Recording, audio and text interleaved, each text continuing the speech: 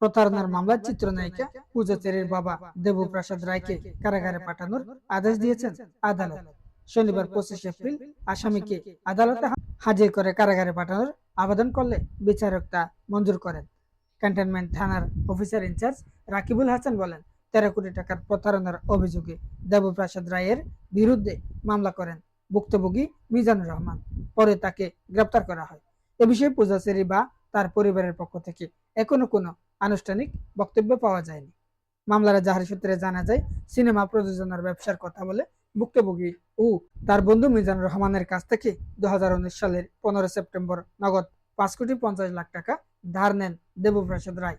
পরে একই ব্যবসার কথা বলে স্ট্যান্ডার্ড ব্যাংক লিমিটেডের মাধ্যমে আরো 50 লাখ টাকা এবং 2024 সালের 15 মে 100 টাকার 3টি নন জুডিশিয়াল স্টাম্প সম্পাদনের মাধ্যমে নগদ 6 কোটি টাকা গ্রহণ করেন। এছাড়া বিভিন্ন সময়ে বিকাশ, নগদ ও রকেটের একাধিক নম্বরে মোট 1,20,00,000 টাকা পাঠানো হয়।